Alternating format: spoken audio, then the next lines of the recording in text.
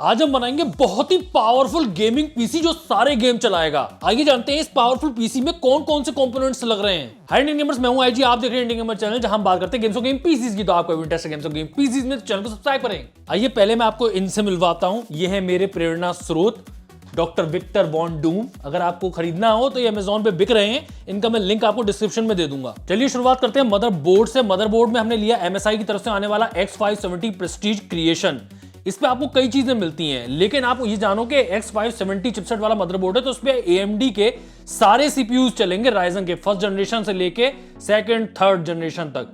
Dual लैन 10 gigabit super लैन connection मिलता है आपको, और वाईफाई 6 भी है। अब आप जानते हो वाईफाई 6 राउटर्स भी आने लगे, तो आपको वाईफाई 6 भी चाहिए होता है। भविष्य में आप हो सकता है नया राउटर लो तो उसमें काम आएगा।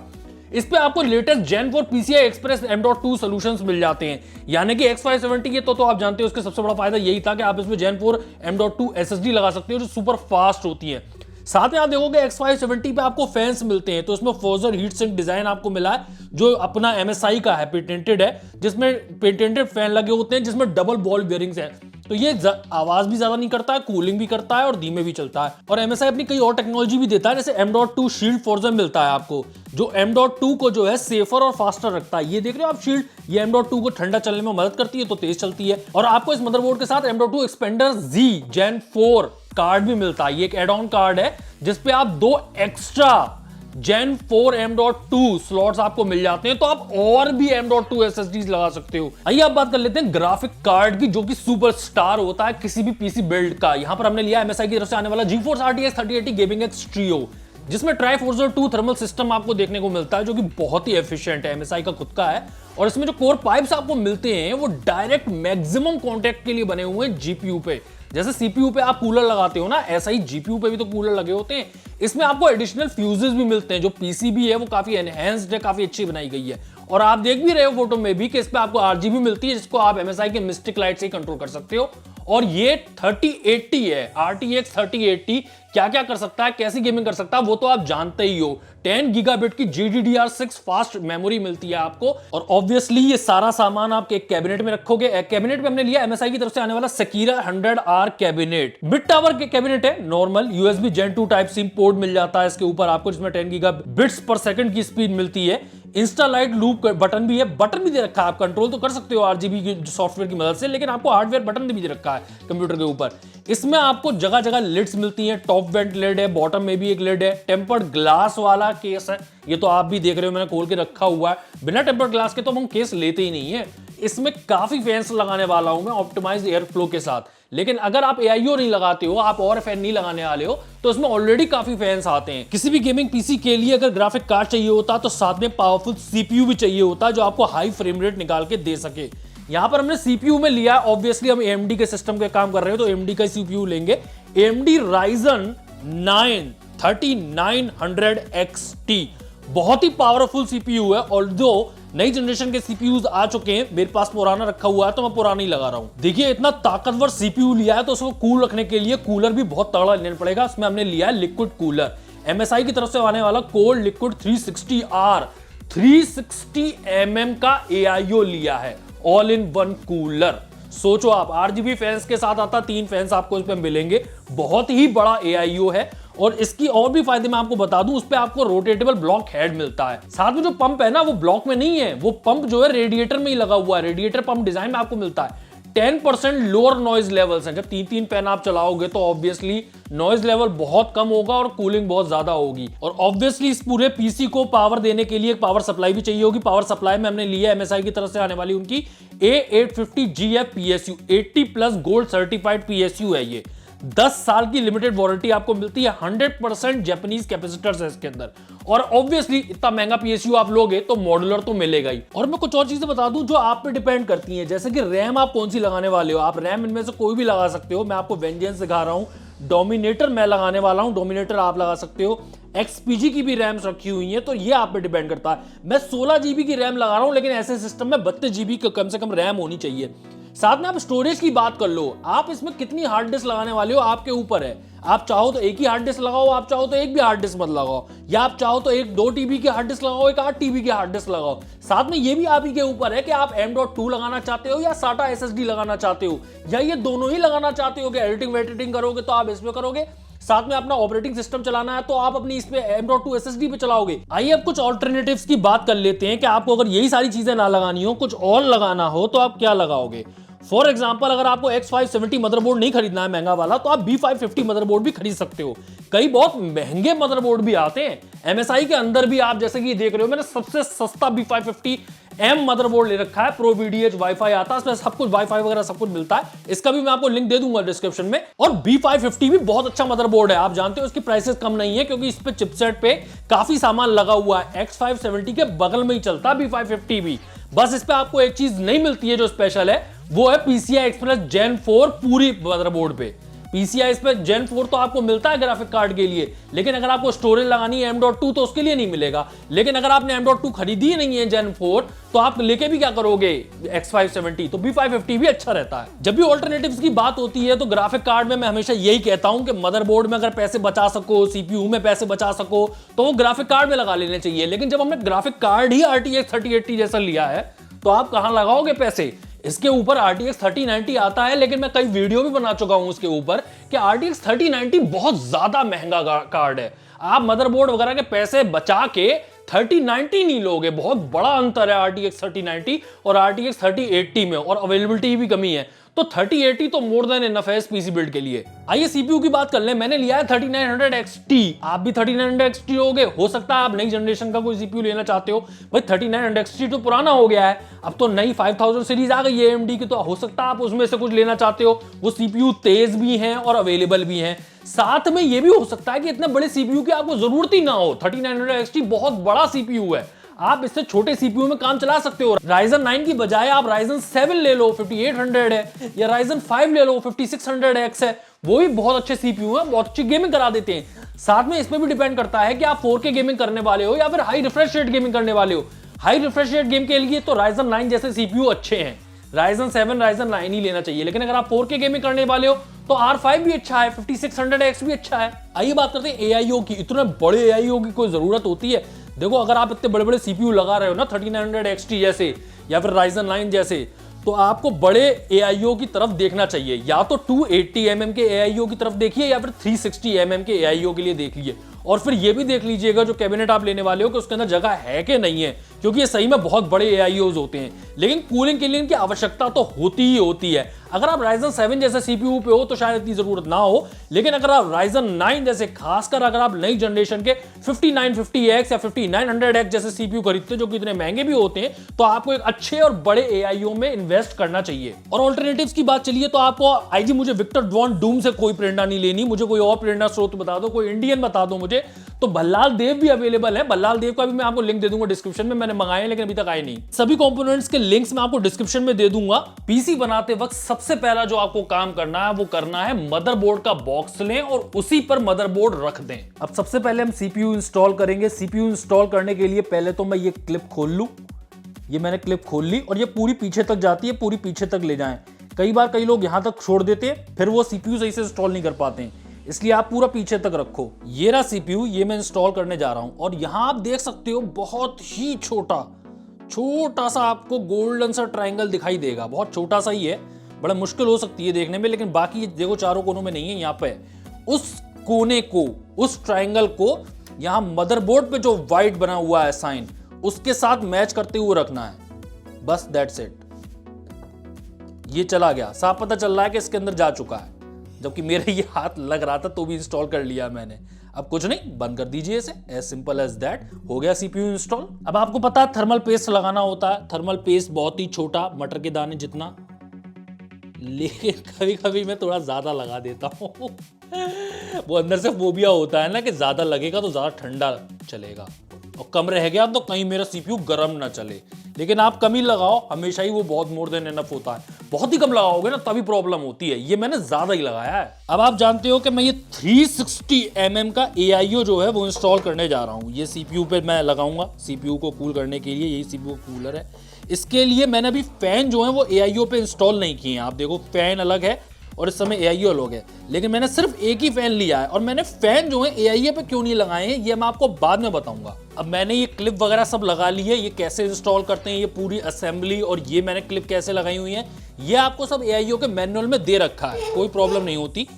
अब मैं इस पर रखे दे रहा हूँ और जो पहले से ही प्री इंस्टॉल्ड ये अडेप्टर से आते हैं ना, उसमें लगाए दे रहा हूँ मैं थोड़ा सा आराम से। पहले एक तरफ से लगा लें, फिर दूसरी तरफ से लगा लें।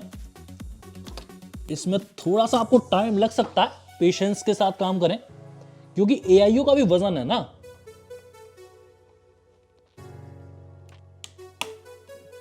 ये लग गया, थोड़ी सी मुझे ताकत लगानी पड़ी है।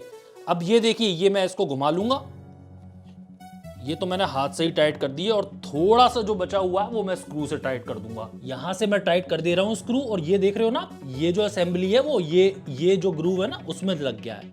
ये आपको दिख ही रहा है कैसे कर रखा है मैंने। यहां पर आप देख सकते हैं हेडर है CPU फैन के और पंप के, तो मैं दोनों में ही लगाई दे रहा हूं। ये पंप हेडर है तो मैं पंप वाले में लगाई दे रहा हूं ये, और जो CPU फैन हेडर है, अभी मैंने फैन लगाया नहीं है लेकिन उसमें मैं ये लगाई दे रहा हूं।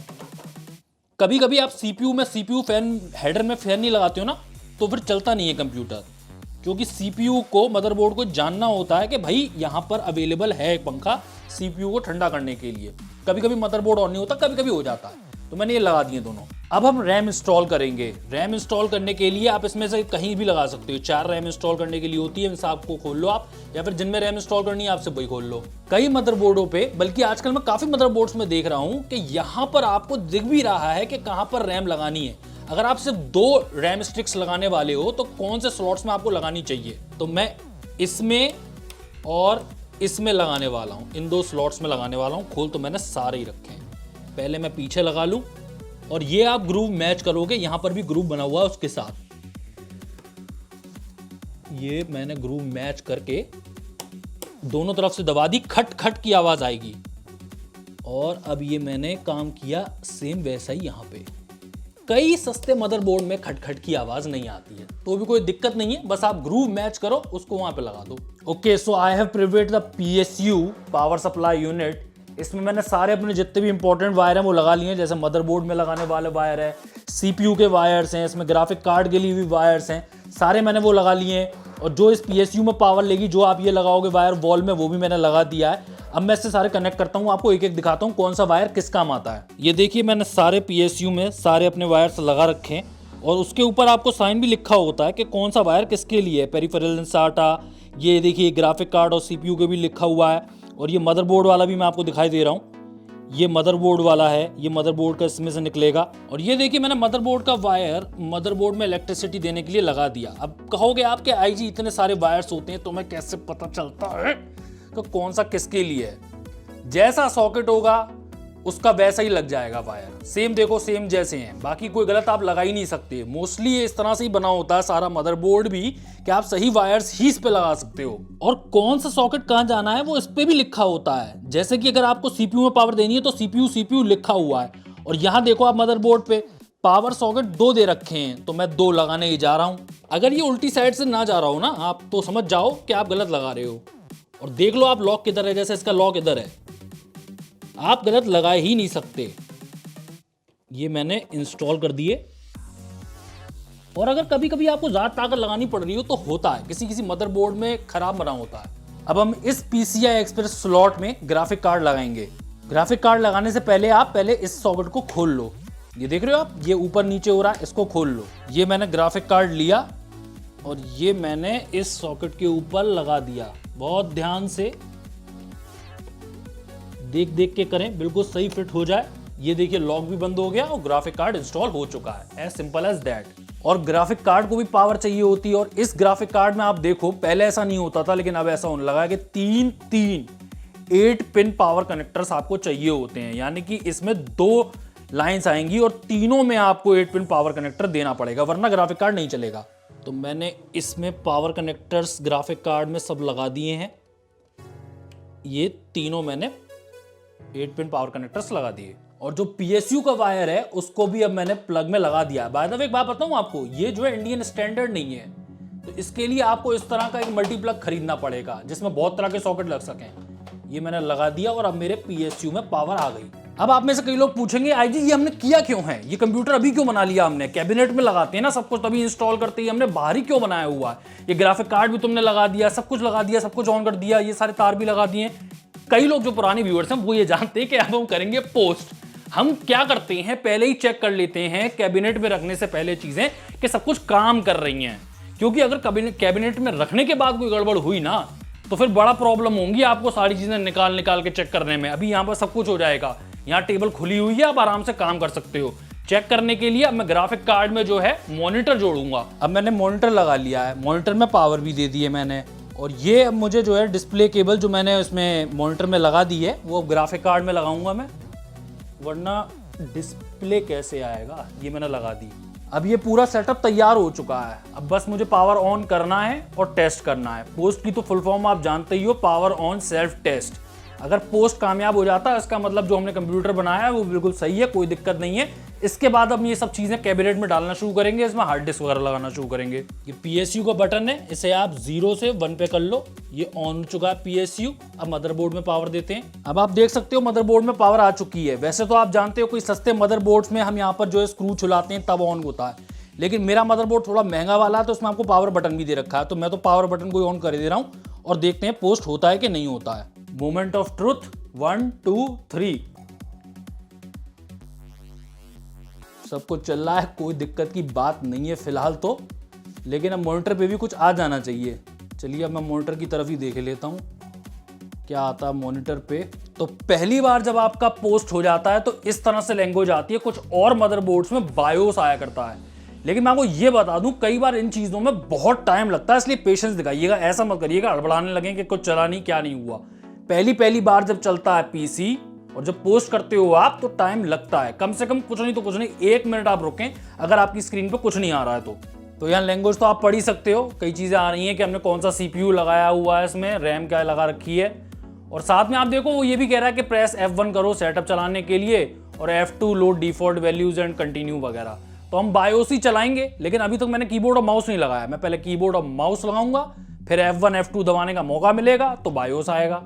बाय द वे आप ये पीछे देख रहे हो ना, ये AIO पड़ा हुआ और ये फैन चल रहा है। फैन दिखा दूं मैं आपको, अलग चल रहा है, AIO पे नहीं लगा हुआ। ये देख रहे हो अलग चल रहा है। ये तो बस मैंने इसलिए इसमें लगा रखा है कि जो मदरबोर्ड है वो मना ना कर दे चलने से, लेकिन इतने बड़े AIO में भी कोई फैन कूलिंग नहीं कर रहा है तो भी ये CPU को चला पा रहा है। AIO बहुत बड़ा है ना, इसको भी कूलिंग की जरूरत नहीं है, फैन से फिर झटका लग गया। हर PC बिल्ड में एक झटका लगता है। तो ये मैंने कीबोर्ड और माउस ला के रख दिया। इसका डोंगल कहाँ पर है, डोंगल और ढूंढ लूँ। पहले मैं कंप्यूटर ऑफ कर दूँ, कंप्यूटर ऑफ कर दिया। कुछ भी छिड़खानी करने से पहले आप कंप्यूटर ऑफ कर दें। ये मैंने अब लगा दी इसमें डोंगल। अब दोबारा से एक बार कंप्यूटर को ऑन करूँगा। मेरे पास तो बटन है तो मैंने इसे दबा दिया। जल्दी दबा दिया, जल्दी ऑन हो जाओ। और अब फिर स्क्रीन पे अगर F1 वगैरह कहेगा तो मैं F1 दबा दूंगा। कभी कभी हो सकता है कि बायोस ही आ जाए, जैसा कि मैं आपसे कह रहा था कि ना कभी कभी खुद ही होता है कि पहली बार ही वो स्क्रीन आती है जो मैं आपको पहले दिखा रहा था, दूसरी बार आप रिस्टार्ट करोगे तो इस तरह से बायोस अपने आप ही आ जाता है। मुझे कीबोर्ड वगैरह कुछ भी नहीं करना पड़ा, लेकिन कीबोर्ड क्या हमने बेबात लगाया? बेबात तो नहीं लगाया है। कई चीजें मैं अभी भी कर सकता हूँ इसमें, जैसे रैम की फ्रीक्वेंसी अभी 2133 मेगाहर्ट्ज चल रही है, मैं से 3000 कर सकता हूँ।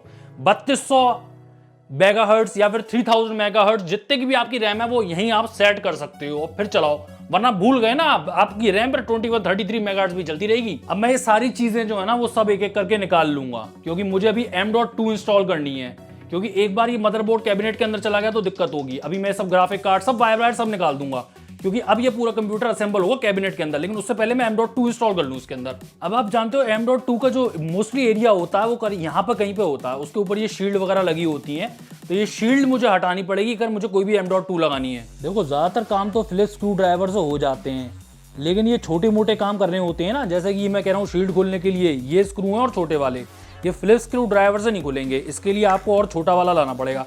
इसीलिए मैं आप लोगों को बहुत सालों से सजेस्ट करता हुआ आ रहा हूँ कि ये स्टेनली का पूरा जोड़ा ही ले लो, ये कई चीजों में काम आता है। इसका मैं लिंक दे दूंगा डिस्क्रिप्शन में, चेक कर लेना। वैसे कईयों में पूरा ताजमहल से नहीं खोलना पड़ता है, कईयों में तो यही शील्ड होती है वो खुल जाती है, लेकिन मुझे ये पूरा ही खोलना पड़ेगा। इसमें 2 स्क्रू तो मुझे दिखाई दे रहे हैं और 2 इधर दिखाई दे रहे हैं। ये सारे स्क्रू मैंने खोल लिए हैं और मैं ये शील्ड जो है दोनों हाथों से उठा लूँ, एक हाथ से ना उठाऊँ। ये मैंने उठा ली पूरी शील्ड, और स्क्रू वगैरह बचा लेना, आप स्क्रू वगैरह मत खोना। ये अब जगह मिल गई। एक M.2 यहाँ लग जाती है, एक M.2 यहाँ लग जाती है, ज़्यादातर जो भी ऊपर हो ना उस पर ही लगाएं। चलिए अब M.2 इंस्टॉल करते हैं। मैं आपको दिखाऊं कि M.2 का साइज़ क्या है। जैसे M.2 इतनी बड़ी है तो यहाँ पर कहीं स्क्रू लगेगा इसका, ठीक है, लेकिन बीच में आपका ये भी आ रहा है। अगर मैं डायरेक्टली इस पर टाइट करने की कोशिश करूँगा ना तो ये M.2 ख़राब भी हो सकती है, कई बार टूट जाती है, क्योंकि यहाँ बीच में आप प्रेशर डाल रहे हो। इंस्टॉल कई बार हो जाती है, कई बार टूट भी जाती है, ख़राब भी हो जाती है। तो पहले तो मैं इसे खोल लूँगा। पहले तो आप इसे खोल के निकाल लो, अभी के अभी ख़त्म करो काम। ये मैंने निकाल ली। अब मैं इंस्टॉल करूँगा M.2। ये ग्रूव आप मैच कर लो, यहाँ पर ग्रूव मैच करना है आपको, ऐसे स्लांटेड M.2 लगानी है और ये इंस्टॉल हो गई। अब ये रुकेगी कैसे, वरना ये ऐसी होती रहेगी। उसका इलाज होता है, आपके मदरबोर्ड में एक ऐसा पेंच होगा, ये मैं आपको दिखाता हूँ। एक छोटा सा पेंच होता है आपके मदरबोर्ड में, ठीक है, एक ही आता है पूरी पॉलिथीन में, वो आपको यहाँ लगाना है। मैं इसे निकाल ले रहा हूँ। निकल आओ पेंच, छोटे से पेंच निकल आओ। ये निकल आया। और अब इसे रोकने के लिए ये देख रहे हो आप, मैग्नेटिक कितना फायदा हो जाता है। ये छोटा सा स्क्रू जो है वो यहाँ पे मैंने गिरा दिया। ये बहुत होता है, निकल जाती हैं चीजें, बार बार गिर जाती हैं। ओ लग जा। ये मैंने कस दिया। M.2 कसने में कुछ ज्यादा ही नाटक नहीं किया मैंने, स्क्रू सब गिर गया है, ऐसा लग जाती है आपके M.2। अब कुछ नहीं करना है, अब ये शील्ड जो है वापस लगा देनी है आपको, और M.2 आपकी हो गई इंस्टॉल। हाँ जी सर, तो अब यहाँ पहुंच चुके हैं। मैंने जो है मदरबोर्ड वगैरह सब कुछ लगा दिया है इसके अंदर। तो सबसे पहले मैंने क्या किया, मदरबोर्ड और जो रेडिएटर था, फैन नहीं इंस्टॉल किए थे, मैंने आपको बताया था, उसका रीजन भी मैं आपको बता दूंगा। ये रेडिएटर और मदरबोर्ड मैंने लिया और वो कैबिनेट के अंदर रख दिया। रैम लगी रहने दी थी, ग्राफिक कार्ड मैंने हटा दिया था, ये सारे जितने भी वायर्स दिख रहे हैं आपको वो सब हटा दिए थे। ये जब मैंने मदरबोर्ड लगा लिया है उसके बाद ये वायर्स वगैरह मैंने लगाए हैं। साथ में ग्राफिक कार्ड फिर इंस्टॉल किया, ये लगा दिया। PSU भी इंस्टॉल किया है, फिर मैंने वो लगा दिया, उसमें से सारे वायर्स निकल रहे थे वो मैंने लगा दिए हैं। मैं आपको भी एक चीज दिखाऊं जो मैं आपको बता रहा था कि AIO पे मैंने क्यों नहीं फैन लगाए हैं। क्या है, जो रेडिएटर है वो मैंने पहले लगाया। रेडिएटर जो है ये कैबिनेट के अंदर है, और जो रेडिएटर के फैंस हैं वो कैबिनेट के ऊपर से साइड से आ रहे हैं, यानी कि ये डायरेक्ट रेडिएटर पे नहीं लगे हुए हैं, ये कैबिनेट की बॉडी पे लगे हुए हैं। तभी तो यहाँ फ्रंट पे जो है मैं अपनी ये ट्रिपल फैन लगा दिखा सकूंगा, इसीलिए मैंने ऐसा किया है। ये सही तरीका है एक AIO लगाने का। और ये आप कटआउट देख रहे हो, ये फैंस के जितने भी वायर जा रहे हैं ना, ये कटआउट उनके लिए है। ये फ्रंट में इसलिए दे रखा है कि आप फैन सारे इंस्टॉल कर सको। कहीं मैं आपको दिखाता हूँ ट्रिपल फैन कैबिनेट्स जो होते हैं उसमें ऑलरेडी ये फैंस इंस्टॉल होके आते हैं, इसलिए कभी हमें फ्रंट पैनल जो है वो कभी हटाना नहीं पड़ता। लेकिन आज मुझे ये फ्रंट पैनल जो है हटाना पड़ा है, क्योंकि मुझे ये दोबारा फैन इंस्टॉल करने थे। ये AIO के फैंस हैं, ये कैबिनेट के साथ आए हुए फैंस नहीं है। जो कैबिनेट के साथ फैंस आए थे वो तो ये वाले हैं, और तीसरा तो मैं लगा ही नहीं पाया क्योंकि इसमें जगह नहीं है अब तीसरा लगाने की। ये पीछे वाला एक आता था और कैबिनेट के अंदर ये 3 लगे हुए आते थे, तो हमें जरूरत नहीं पड़ती है। आज मैंने ये पैनल हटाया है। पैनल लगाना और हटाना बहुत ईजी है, मैं आपको अभी करके भी दिखाई दे रहा हूँ। ये मैंने कंप्यूटर बंद कर लिया है। जब आप इस तरह की कोई भी छिड़खानी करें तो कंप्यूटर बंद कर लें, हीरो ना बने वरना दिक्कत हो जाएगी आपको। और दूसरा RGB का थोड़ा सा जो एलिमेंट है ना वो इस वाले पैनल में भी है। ये मैंने लगा दिया और ऊपर से मारा और नीचे से मारा, ये जो है लग गया पैनल। ये खट्टे खट्टे करके ही लगते हैं, इसके लिए कोई स्क्रू का कोई चक्कर नहीं होता है, देख रहे हो आप।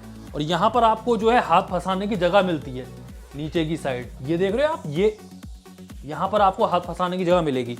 आपको अगर निकालना होता है ना तो यूं करके ताकत लगाओ आप और ये पूरा पैनल ऐसे निकल आता है। और फ्रंट से ये कैबिनेट कुछ ऐसा लगता है, जो मैं कहता हूं कि RGB के एलिमेंट जो है इसमें पैनल में भी तो हैं। RGB फैन तो इसके पीछे चला गया, जो RGB MSI का लोगो है वो भी RGB है, और साथ में ये जो देख रहे हो ना, अब ये स्ट्रिप सी जा रही है, ये भी RGB है, और इस पे पैनल पे कनेक्शन है। आपको कोई सॉकेट वॉकेट नहीं हटाना पड़ रहा है। जो असली हॉरर शो चल रहा होता है वो तो हमेशा कैबिनेट के पीछे चल रहा होता है। ये जो वायर्स होते हैं इतने सारे, इसमें इतने सारे फैंस लगे हुए हैं ना, और RGB वाले फैंस हैं, तो इसलिए भी बहुत ज्यादा वायर्स हो रहे हैं। मुझे आपको एक प्रॉब्लम बतानी है। यहाँ देख रहे हो आप, मुझे बहुत टेप लगाना पड़ रहा है। वो इसलिए लगाना पड़ रहा है कि ये जो RGB पिंस हैं यहाँ पे ये फैन की, वो बड़ी ढीली हैं सारी। मुझे हर जगह टेप लगाना पड़ रहा है, यहाँ, और यहाँ पर भी जो पैनल आपको दिया जाता है लगाने के लिए RGB, क्योंकि सारी ये जो है ये जो पोर्टल है ना, ये बटन से भी कनेक्टेड है, तो मैं सारे RGB फैंस जो है उसके कलर्स चेंज कर सकता हूँ यहाँ से। अगर मैं अपने सारे RGB फैंस को कनेक्ट कर देता हूँ तो ये हर जगह से पिनें निकल रही थी, तो इन्हें रोकने के लिए मुझे टेप वगैरह लगाना पड़ा है। ये मैं आपको इसलिए दिखा रहा हूँ, उस चीज ने मेरा 1 घंटा ले लिया, करीबन आधे से 1 घंटा ले लिया। हो सकता है आपके साथ भी ऐसी प्रॉब्लम हो, कभी कभी नहीं होती है, कभी कभी होती है, तो आपको उस हिसाब से अडेप्ट करना पड़ता है। आज मैं जानबूझ के आपको कुछ अजीब अजीब चीजें दिखा रहा हूं, जानबूझ के मैंने ऐसा किया है। ये देख रहे हो आप, ये मैंने स्क्रू लगा रखे हैं PSU को पकड़ने के लिए। स्क्रू जो होते हैं PSU के लिए वो अलग आते हैं, और आप जब भी कैबिनेट लोगे, कोई भी कैबिनेट लोगे, वो स्क्रू उसके साथ मिलते हैं जो PSU में लगते हैं। यहां मैंने दूसरे स्क्रू लगा रखे हैं। ये ज्यादातर जो ये वाला पैनल होता है ना, उसके लिए होते हैं। ये थंब स्क्रूज हैं, यहां पर जो पैनल लगे होते हैं उसके लिए होता है, लेकिन मैंने इसको यहां लगा दिया है। ये मैं आपको ये दिखाना चाहता हूं कि कोई भी स्क्रू कहीं भी काम कर सकता है, आप उसे एक बार ट्राई कर लो। अगर आपके पास स्क्रूज की कमी पड़ रही है, मेरे पास कमी नहीं पड़ रही है, मेरे पास तो इतने स्क्रूज हैं कि मैं गोते लगाता हूं उनमें अंकल स्क्रूज की तरह, लेकिन मैं आपको दिखाना चाहता था। ये पड़े हुए थे ऊपर किसी और कैबिनेट के, तो मैं अलग से PSU के लिए लाता और लगा दिया। लेकिन इनमें दिक्कत क्या है, ये मैं आपको दिखाने के लिए लगा रहा हूं, लेकिन आप ये देख रहे हो कितना बाहर निकल रहे हैं, कितने अजीब से लग रहे हैं ये देख रहे हो आप। वरना ये फ्लैट होते अलग से नहीं चमकते, इस समय ये अलग से चमक रहे हैं, ऐसा लग रहा है कुछ गड़बड़ हो गई है, लेकिन आप PSU पकड़ सकते हो इससे। ऑल्दो मैं आपको और भी कुछ बातें बताना चाहता हूँ। यहाँ देख रहे हो आप वीडियो में, आपको ये वाली RGB जो है ये फ्लिकर करती हुई नजर आ रही होगी। मैं आपको सही बता रहा हूँ, रियल लाइफ में मुझे बिल्कुल भी पता नहीं चल रहा है, ऐसा लग रहा है कंटिन्यूअसली जल रही है LED, लेकिन वीडियो में इस तरह की चीजें दिखाई देती हैं, वो कंटिन्यूअसली जल रही है, कोई प्रॉब्लम नहीं है।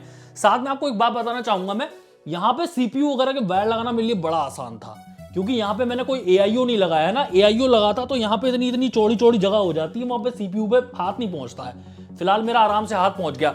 जब ये मैं इसलिए बता रहा हूँ कि बहुत बड़ा कैबिनेट नहीं है, ये एक छोटा मिड टावर कैबिनेट ही है, फिर भी मैं आराम से इसके अंदर काम कर पा रहा हूँ। साथ में मैं आपको एक चीज दिखाऊं, ये पूरा मैंने सारे फैंस एक साथ कनेक्ट कर दिए हैं, ये सारी RGB जितनी भी कनेक्टेड है। तो मैं सॉफ्टवेयर से, कई लोग करना नहीं चाहते हैं, सिर्फ बटन से करना चाहते हैं, तो कैबिनेट में जो बटन दे रखा है, यहाँ जो बटन दे रखा है कैबिनेट में ही, उससे ही सारी मैं ये फैंस की लाइटें चेंज कर सकता हूँ।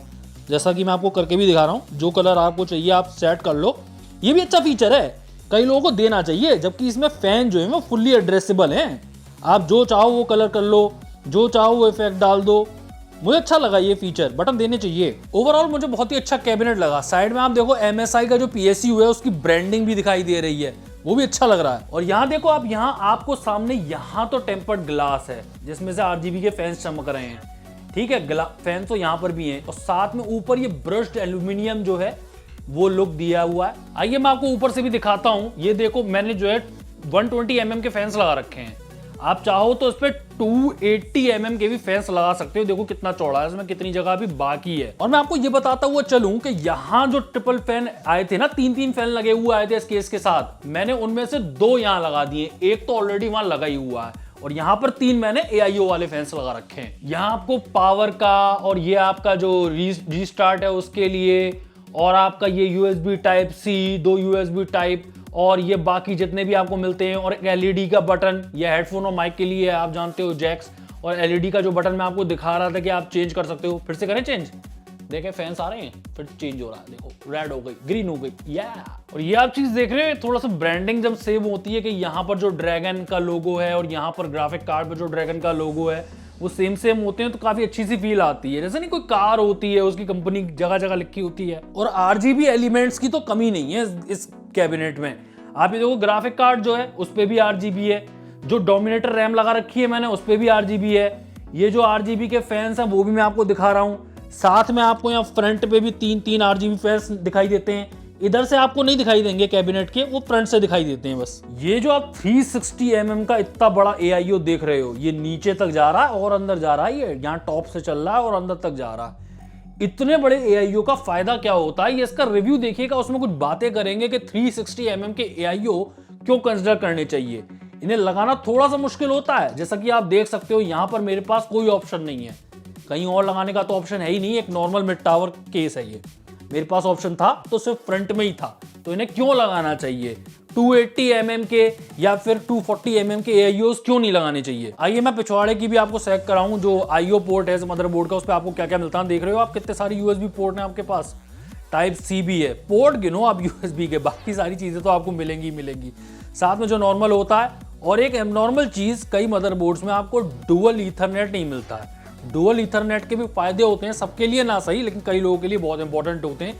कई लोग इंटरनेट से कनेक्ट होते हैं, कई लोग अपनी जो नेस वगैरह है उससे कनेक्ट होना चाहते हैं, उनके लिए आपको दो ईथरनेट चाहिए होते हैं, तो इसमें आपको मिलता है। ऐसा नहीं हो पाएगा कि आप दो इंटरनेट कनेक्शन ले लो आपकी डबल हो जाएगी स्पीड, ऐसा नहीं हो पाता। मैंने ट्राई किया है लेकिन होता नहीं है। बाकी तो सब कुछ नॉर्मल है। यहाँ आपका ग्राफिक कार्ड जो है वो पिछवाड़ा है, यहाँ से अपने डिस्प्ले केबल या HDMI आप देते हो, साथ में ये आपकी पावर केबल आ रही होती है PSU के लिए, यहाँ से ऑन ऑफ करते हो। कई बार लोग भूल जाते हैं ऑन ऑफ करना यहाँ से, और फिर सोचते हैं कि पीसी क्यों नहीं चल रहा है। और इस कैबिनेट का टेम्पर्ड ग्लास बड़ा ही अलग स्टाइल में लगता और निकलता है। पहले तो मैं निकाल लूं, ये ऊपर सरका के निकलता है। जैसे ज्यादातर आपने टेम्पर्ड ग्लास और बैक कवर तो देखे होंगे, वो ऐसे स्लाइड करके निकलते हैं। ज्यादातर केस में तो मैंने भी वही देखे हैं, और उनको आप किसी तरह से कस देते हो, या तो इधर से कसते हो या फ्रंट से कस देते हो। लेकिन इसमें ग्रेविटी से ही काम होता है, इसमें चक्कर ही नहीं है। इसमें आप ऐसे लगाओ और इसे यूं करके ही सरका दो, बस आपका टेम्पर्ड ग्लास ऊपर से ही पकड़ लेता है। ये वाला ग्रूव देख रहे हो ना आप, ये जो है इसमें आपको फंसाना होता है। एक सेकंड में निकाल लूं, ये देख रहे हो ना आप, ये जो ग्रूव है वो फंस जाएगा उसके अंदर। मैं आपको करके भी दिखाता हूँ। वो छोटा सा जो छेद है उसमें आपने सटा के लगाया टेम्पर्ड ग्लास को और यूं करके छोड़ दिया, बस ये इसमें पकड़ लेता है। दैट्स इट, ये हो गया। अब ग्रेविटी इसे संभाले रहेगी, आपको कोई स्क्रू वगैरह नहीं लगाना। टेम्पर्ड ग्लास लगा के कैबिनेट को जिस तरह से लगता है साफ, आप अपनी RGB जो है वो क्लियरली देख सकते हो। मुझे इस पीसी को बनाने में काफी मजा आया, लेकिन बस एक ही दिक्कत हुई मुझे, जो थोड़ा सा मजा मेरा किरकिरा हो गया। जो इसके पिंस थी RGB वाली, जो फैंस को मैं आपको बता रहा था कि वो निकल नहीं थी, वो ढीली हैं। और इस तरह की चीजें आपको ज्यादातर पीसी बिल्ड में मिल जाती हैं। कभी कभी तो सीधे सीधे काम हो जाता है, लेकिन कभी कभी इस तरह की छोटी छोटी चीजें आ जाती हैं, तो आप इस हिसाब से अडेप्ट कर लेते हो। और वो क्रिएशन लिखा हुआ मदरबोर्ड में, वो भी कितना कूल लग रहा है, वो भी पूरा RGB है। आप ये देख रहे हो ना, ग्लो कर रहा है, वो कोई कलर नहीं है। और ये ग्राफिक कार्ड वाली RGB भी सही में ब्राइट है। कई ग्राफिक कार्ड्स पे ये ढीली आती है, कम मिलती है आपको, लेकिन सही में बहुत ब्राइट है, अलग ही चमक रही है। और जो डोमिनेटर रैम्स हैं कॉर्सेयर की, वो भी बहुत ज्यादा ब्राइट है। और आप जानते हो आजकल मुझे डोमिनेटर रैम बहुत पसंद आ रही है। वेंजेंस जो है कॉर्सेयर की, वो भी मेरे लिए पुरानी हो गई, बोर हो रहा हूं मैं। और जो जी स्किल की रैम है, जो मेरे पास ट्राइडेंट की रॉयल पड़ी हुई है, जो क्रिस्टल RGB इफेक्ट आता है, वो भी उससे मैं थोड़ा बोर हो चुका हूं। एक और एडवाइस देना चाहूंगा मैं आपको कि जब ये ग्राफिक कार्ड आप इंस्टॉल कर रहे हो ना, कैबिनेट में लगा के, मदरबोर्ड लगाने के बाद जब आप ग्राफिक कार्ड कर रहे हो, ग्राफिक कार्ड लगाने से पहले आप अपनी SATA केबल लगा लेना हार्ड डिस्क या SSD के लिए, क्योंकि ग्राफिक कार्ड लगाने के बाद आपको बहुत दिक्कत होगी। कई बार जगह बहुत कम रह जाती है, या फिर आपको करना पड़ेगा कि ग्राफिक कार्ड आप दोबारा खोलोगे और फिर SATA केबल लगाओगे। साथ में ग्राफिक कार्ड और CPU भी हमने इस पीसी में ऐसे लगाए हैं जो हाई फ्रेम रेट निकाल सकें, क्योंकि अगर मैं 3080 के बजाय कुछ 3070 3060 Ti लगा लेता तो हाई रिफ्रेश रेट इतना नहीं निकल पाता, या फिर मुझे सेटिंग्स लो करनी पड़ती। 3080 आप जानते ही हो बहुत ज्यादा ताकतवर है। CPU भी जो है 3900 XT, वो भी बहुत ताकतवर है। वही असली चीज है जो बॉटलनेक करेगी आपके पीसी को। लेकिन 3900 XT लगाया है तो वो बहुत बहुत ताकतवर है, इतने की जरूरत भी नहीं होती, R7 से भी काम चल सकता था। वो आपको बॉटलनेक नहीं होने देगा और आपको हाई फ्रेम रेट्स मिलेंगे। तो अगर आपको भी बनाना हो ऐसा पीसी, तो इन सारे कंपोनेंट्स की जो लिंक्स हैं वो मैं आपको डिस्क्रिप्शन में दे दूंगा, आप चेक कीजिएगा प्राइसेस वगैरह इनकी। और जाते जाते मैं आपको बता दूं कि भल्लाल देव भी आ गए हैं, देख रहे हो आप, बेहतरीन चेन वाली गदा, बेहतरीन। और मैं ये बताना चाहूंगा आपको कि भल्लाल देव अगर आपको लेने हो ना, तो ये 1/6 कॉस्ट पे मिल रहे हैं, जितने के डॉक्टर विक्टर वॉन डूम है। वो बहुत महंगी एक्शन फिगर है, ये थोड़े सस्ते पड़ जाते हैं, तो आप ले सकते हो, ये आपकी पहुंच में है। मैं इसका भी लिंक आपको डिस्क्रिप्शन में दे दूंगा। ये अगले दिन मैं शूट कर रहा हूं ना वीडियो, तो तब तक आ गया था ये। वैसे मैं आपको ये कहना चाहूंगा कि वीडियो अच्छा लगा हो तो लाइक करें और चैनल पहली बार सब्सक्राइब करें। मैं हूं IG, मैं मिलता हूं आपको वीडियो में, तब तक के लिए गुड बाय, टाटा।